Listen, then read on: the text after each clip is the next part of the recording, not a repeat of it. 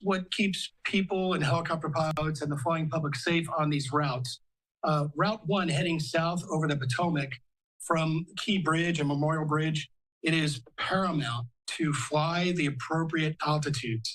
Now, I know there were some discrepancies with the altitude because of the radio altimeter and also the barometric pressure elevation altitude indicators. So, but if pilots fly their correct altitudes or lower, for example, when I flew these routes at night, especially on NVGs, night vision goggles, I kept my altitude at 100 feet, and I was always scanning it outside, inside, but primarily my radio altimeter, ensuring that I'm no lower than 100 feet and no higher. Press conference also talking about the radio altitude, which you just described as well. 100 meters. Why is that so important when you're in the DCA area? Is it because planes typically come in higher than that? Is that the whole purpose of flying at 100 and why it's critical? Yeah, so again, it's very important to fly below 200 feet if a pilot or any 100 feet. So whether they were getting false information or erroneous information from their flight instruments in the flight deck, the NTSB will find that out. But as a extra safety precaution, when I was flying those routes years ago, when I was at the Presidential Helicopter Squadron, I made it a habit to fly 100 feet, no lower, and no higher than 200 feet.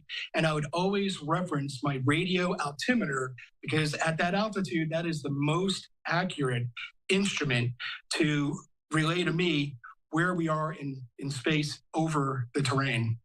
I'm glad you mentioned that because it does just seem like they were mentioning in the press conference that their equipment could have been malfunctioning. So in that case, you're saying that you have to rely on multiple sort of instruments to ensure that you're on the right track. Is it possible that you can see one measurement on one instrument, another is giving you one? What would your thought and your process be if that was to be the case?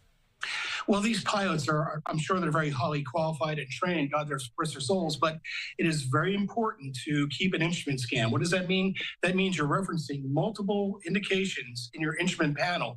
You're looking at your heading, your direction, magnetic heading, altitude at that location near DCA.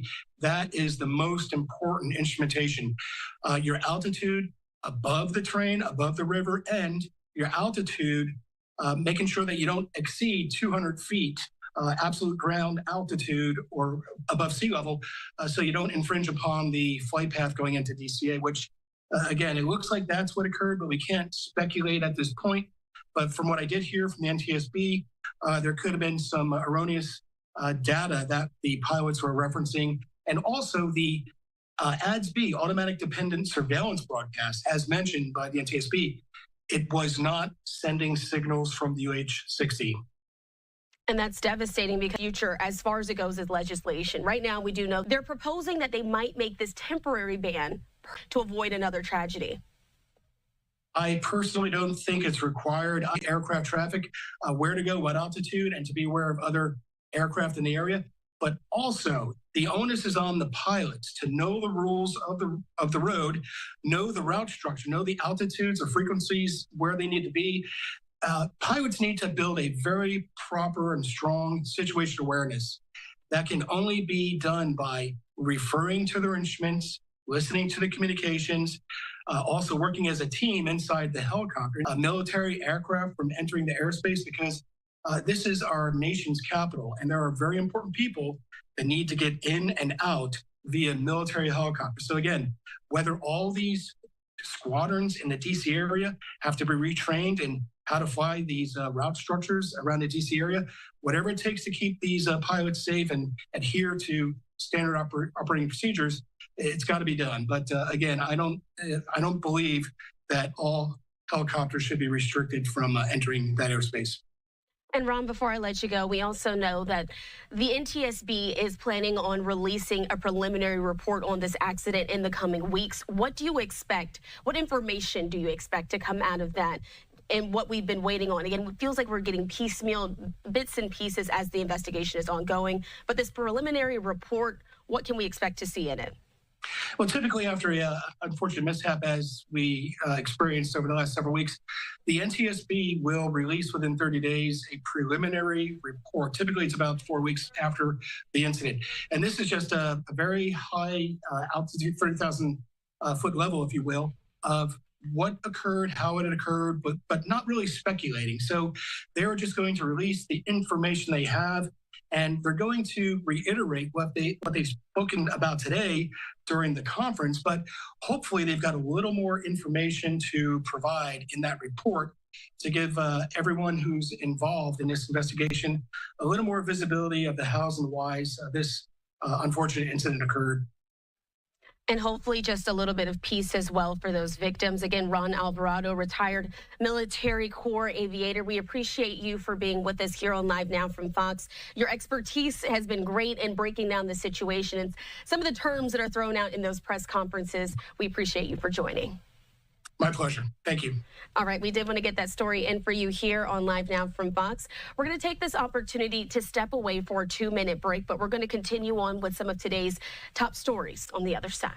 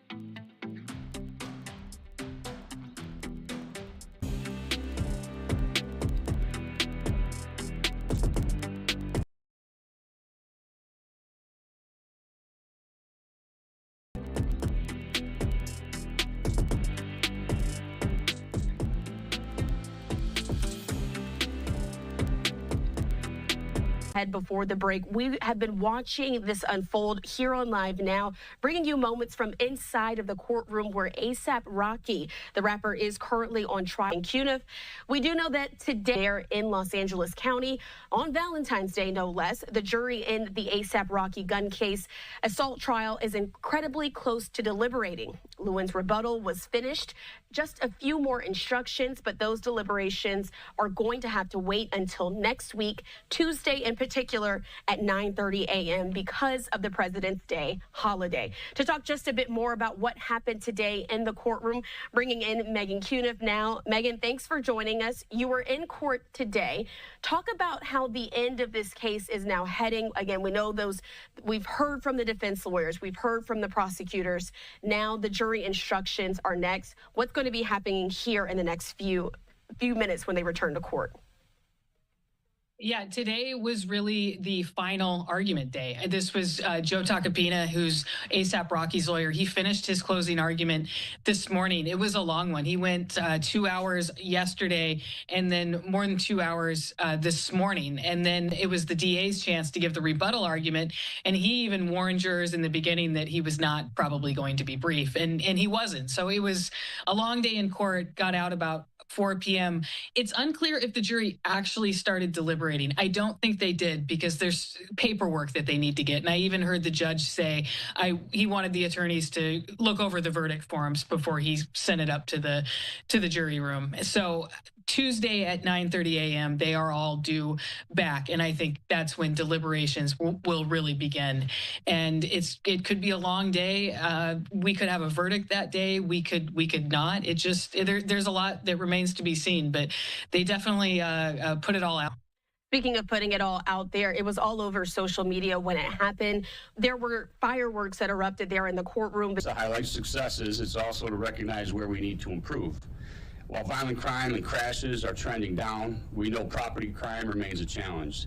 This is a nationwide issue, but we're not accepting it as status quo in Aurora.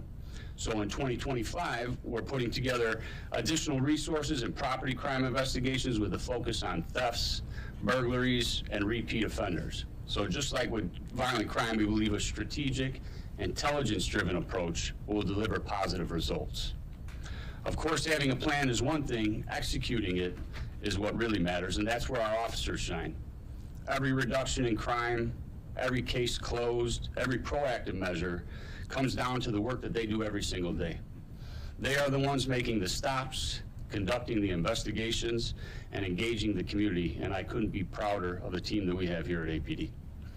Aurora is a great city, but we're not focused on where we are. We're focused on where we're going. Thank you. I'll turn it back over to the mayor. Round of applause. Chief, if you can join the mayor. You both.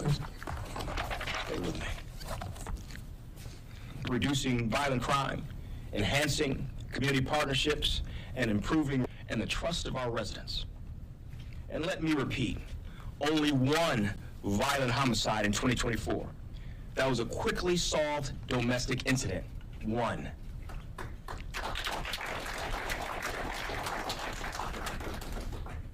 But as was said today, our work is never done. We remain committed to innovation, collaboration, and building a future where every person in Aurora feels secure and supported. As we look ahead, we will continue to invest in strategies that work, strengthen the relationships that make a difference, and adapt to the new changes with determination and purpose. Together, we will keep Aurora moving forward, ensuring that safety, trust, and opportunity remain at the heart of our great city. Public safety is not just about statistics. It's about people. It's about families feeling at ease in their neighborhoods, businesses thriving in a secure environment, and the children growing up with hope for our future. The foundation we build is strong, but our vision is even stronger. By working together, officers, community members, and city leaders will create an even safer, more vibrant Aurora for generations to come. Thank you all. Round of applause to our mayor, to our chief, to our deputy chief. Before we open it up to questions from the media here in the room, we do have an online media question. They asked me to come back to, us to come back to this slide that shows the graph, mayor, chief, and deputy chief, of the decrease in homicides over the last 5-6 years, from 12 in 2019 to 1 in 2024. The question is to the mayor and the chief, what does this graph represent to you and your leadership here in the city? Well, I'll let both the chief and deputy chief speak as to what it means to them. But what it means to me is a successful and prosperous Aurora. What it means to me is a prepared, professional, and ready-to-act police department, trained to the point where they don't simply react. They're not reacting to crime. They're proactively addressing crime, stopping it before it starts. It means that we're the Aurora that we've always wanted to be, the city that we can all be proud of. We're no longer that gang-banging, drug-dealing, drive-by shooting kind of town. We're a safe community where families raise their children. See people walking their dogs and jogging in places where crime used to run wild. Aurora is now that city shining bright on the top of the hill. This is our future. Chief? Well, what it means to me is progress. As you can see, the number dropped quite a bit, but it speaks to the job that our officers are out there doing every day, the hard work that they're put in, but it also speaks to the relationship that we have with the community, because public safety is not just a responsibility of police officers. We have to rely on you to help us solve crimes in your community so that they don't continue. Once we lock up the people who are out there committing these crimes, neighborhoods become safer. So we can't do that without having a relationship with everyone. So it just tells me, it reinforces what I said a little bit earlier about why I feel, the relationship between the police department and the community is what it is. Otherwise, these numbers would certainly reflect something different. So that's what it means to me.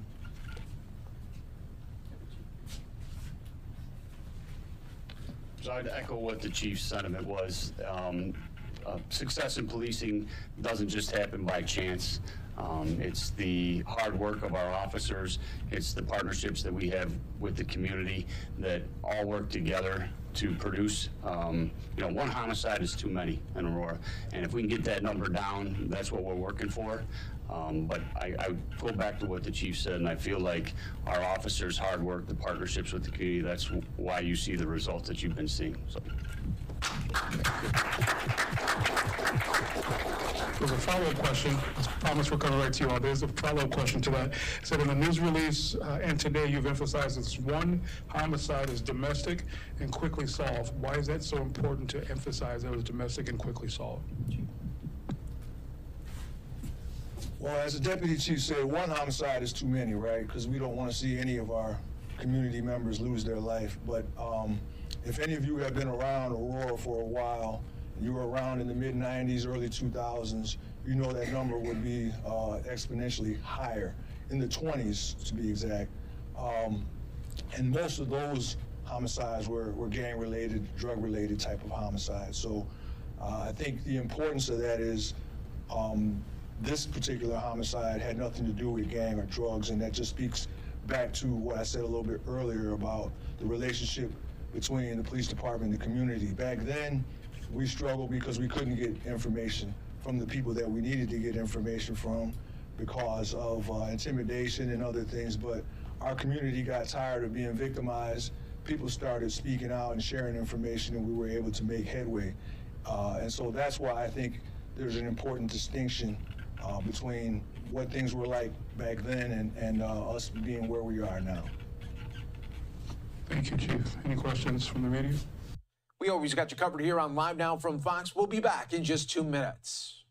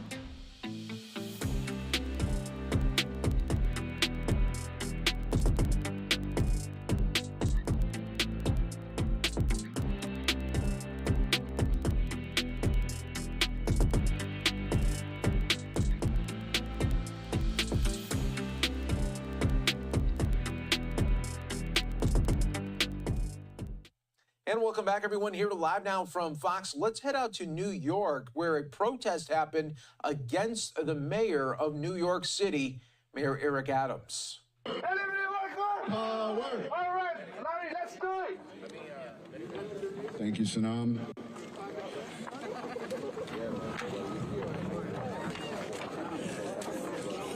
Enough, right. Enough lockout! Enough lockout! Signs up. Enough lockout! Enough lockout! We want minimum more wage!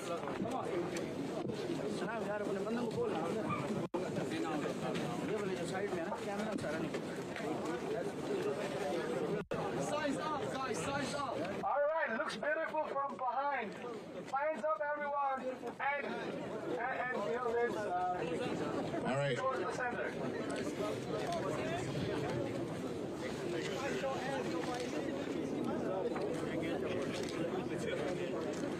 All right, good morning, everyone. Morning! My name is Lombardi. Nice to meet you too. I'm here standing in solidarity with all workers here in New York City.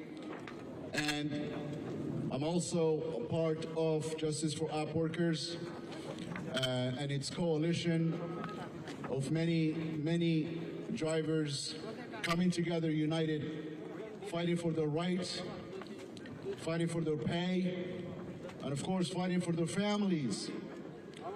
We are here under this cold weather to voice ourselves, to let the world know that these people, the workers, are being exploited. And we are going to expose that exploitation and who's behind it. For many years, when I joined this industry, I thought this is not a job, this is my profession. This is what I'm gonna do to support myself and my family here and my family abroad. But guess what? That was not the dream. I was among all the workers getting low pay, no benefits, and of course, being exploited on a daily basis. I have to wake up, get my car, go on the road, and pick up people that disrespect me, people that tells me go back to your country, and people that always cheat because they were not happy how much they get charged. But that needs to stop.